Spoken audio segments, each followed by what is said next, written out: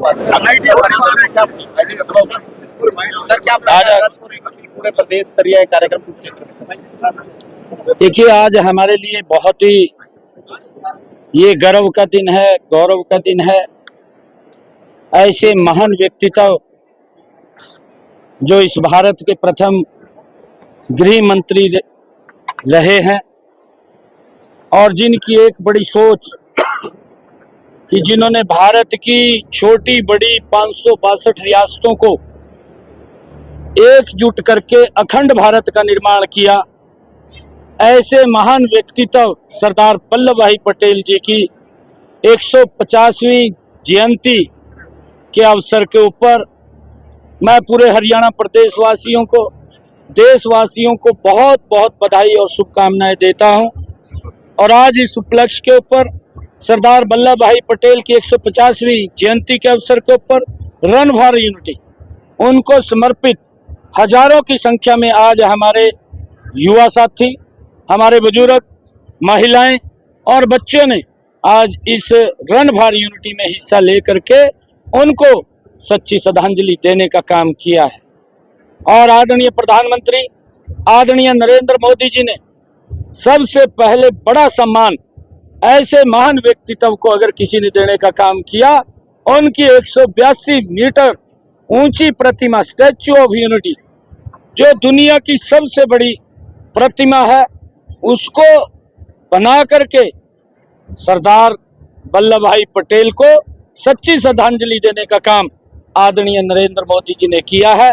जब उनके 150 वर्ष उनकी जन्म जयंती के पूरे हुए तो आदरणीय प्रधानमंत्री जी ने ये निर्णय किया कि सरदार के नेतृत्व में सरदार वल्लभ भाई पटेल को समर्पित पूरे वर्ष भर उनकी याद में विभिन्न कार्यक्रम चलेंगे और उनको ऐसे महान व्यक्तित्व के कार्यों को और उन्होंने जो दिशा दी है उसको याद करने का अवसर हमें मिलेगा।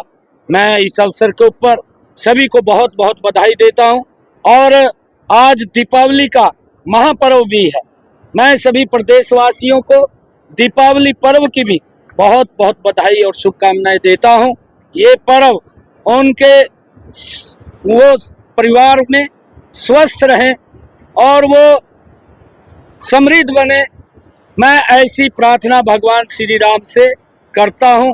ये महापर्व हम सब के लिए एकता, भाईचारे और प्रेम को बढ़ाने वाले ये पर्व है। मैं सभी को इसकी बहुत बहुत शुभकामनाएं देता हूं।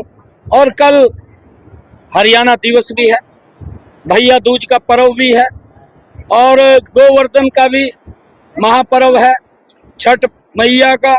मैं इसकी भी सभी को बहुत बहुत बधाई और शुभकामनाएं देता हूं। और हमारे लिए ये बड़े गर्व की बात है कि आज राष्ट्रीय एकता दिवस के रूप में हम सरदार वल्लभ भाई पटेल की जन्म जयंती को मना रहे हैं।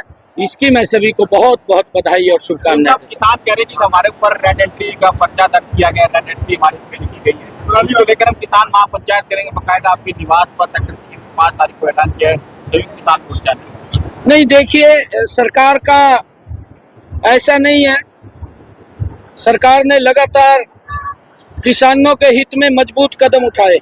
मैंने अभी भी अधिकारियों को एक बात कही है कि अगर उनको किसी प्रकार की आवश्यकता, वो पराली ना जलाएं। पराली से हमारी पैदावार भी कम होती है, हमारी जो मृदा है उसको भी नुकसान पहुंचता है और हम पोल्यूशन भी उससे फैलता है, कहीं जान भी चली जाती है और माल का भी नुकसान होता है। हमने किसानों की सुविधा के लिए, चाहे रिपर की बात है चाहे बेलर की बात है, मैंने अधिकारियों को कहा है कि अगर हमारे किसानों को और उसकी आवश्यकता है तो सब्सिडी को उसको हम उपलब्ध कराएंगे। किसी को भी पराली न जलानी पड़े, इसकी व्यवस्था हम लगातार कर भी रहे हैं, जिसकी प्रशंसा पिछले दिनों माननीय सुप्रीम कोर्ट ने भी की थी कि हरियाणा ने पराली प्रबंधन के अंदर अच्छा काम किया है। हमारी सरकार आगे भी इस अच्छे कार्य को बढ़ाने का काम करेगी। किसानों को हम समझा रहे हैं और किसान हमारा समझ भी रहा है। किसान ये मान रहा है कि हम पराली नहीं जलाएंगे। सुप्रीम कोर्ट ने कांग्रेस ने कहा है तो फटकार लगाई है कांग्रेस को। सुप्रीम कोर्ट ने कहा है कि तुम ये बकायदा ध्यान भटकाने वाले मामले दर्ज देखिए कांग्रेस लगातार झूठ का सहारा लेकर के लोगों के अंदर भ्रम की स्थिति पैदा करती है। उसका ये भी झूठ, क्योंकि जब कांग्रेस हार गई, कांग्रेस को किसी ने घास ही नहीं डाल लिया। जब किसी ने घास नहीं डाल लिया तो ये बुखिया कांग्रेस तो पड़ी है। ये जब बुखिया तो फिर तरह तरह के आरोप लगाएंगे, और जब ये आरोप लगाते हैं तो लोग समझ रहे हैं कि ये तो खाली सत्ता में इसलिए आते हैं कि भ्रष्टाचार को हम करें, इसलिए वो सत्ता के अंदर आते हैं। माननीय जो हमारे चुनाव आयुक्त है, जो चीफ इलेक्शन कमीशन है, उन्होंने जो फटकार कांग्रेस को लगाई है कि आपका हर रोज का काम हो गया, आप इधर से उधर घूमते हैं, जब हारते हैं तो ईवीएम को दोष देते हैं, जब जीतते हैं फिर किसी को दोष नहीं देते। ये दोहरे चेहरे इनके हैं और ये झूठ बोलते हैं। उसका नकाब उतर चुका है। कांग्रेस का अब कुछ बढ़ने वाला नहीं है। झूठ से एक दो स्टेट के अंदर ये सरकार ले आए, परंतु अब महाराष्ट्र में भी बीजेपी आ रही है, झारखंड में भी आ रही है, क्योंकि लोगों ने कांग्रेस के चेहरे को देख लिया है, पढ़ लिया है। डीएपी को लेकर किसान कह रहे हैं कि और कांग्रेस उनका साथ देगा। कांग्रेस कह रही है डीएपी है ही नहीं, में दिक्कत आ रही है। डीएपी की कोई दिक्कत समस्या नहीं है, क्योंकि थोड़ा आने में देरी हुई है और जल्दी ही लगातार वो पूर्ति हो रही है। किसी को कोई दिक्कत समस्या नहीं है।